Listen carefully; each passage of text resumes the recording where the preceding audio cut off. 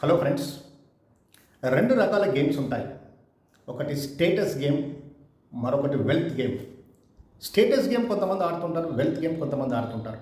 So status game అంటే ఏంటంటే వాళ్ళు ఎప్పుడు కూడా స్టేటస్ కోసం వాళ్ళు ప్రాకులాడుతుంటారు. అంటే ఖరీదైన బట్టలు వేసుకోవాలి, ఖరీదైన వాచ్ పెట్టుకోవాలి, ఖరీదైన వెహికల్లో తిరగాలి, ఖరీదైన బంగ్లాలో ఉండాలి.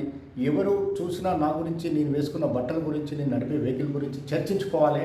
వావ్, ఏం డ్రెస్ వేసాడు, ఏం వెహికల్ నడుపుతున్నాడు అని చర్చించుకోవాలి అని ఒక స్టేటస్ని మెయింటైన్ చేస్తూ ఉంటారు. వాళ్ళకి డబ్బు పట్ల, డబ్బు సంపాదించాలి, డబ్బును దాచుకోవాలని పెద్ద ఇంట్రెస్ట్ ఉండదు. స్టేటస్ మాత్రం బ్రహ్మాండంగా ఉండాలని వాళ్ళు కోరుకుంటూ ఉంటారు. రెండో రకం వాళ్ళు వెల్త్ గేమ్ ఆడుతుంటారు. అంటే వాళ్ళు ఈ స్టేటస్ గురించి పెద్దగా పట్టించుకోరు. ఖరీదైన బట్టలు వేసుకోవాలి, ఖరీదైన వెహికల్లో తిరగాలి, ఖరీదైన బంగ్లాలో ఉండాలని వాళ్ళు ఆలోచించరు. వాళ్ళు ఆర్డినరీ వెహికల్ నడుపుతుంటారు, ఆర్డినరీ బట్టలు వేసుకుంటారు, జస్ట్ ఒక 2 బెడ్రూమ్ ఫ్లాట్లో ఉంటారు.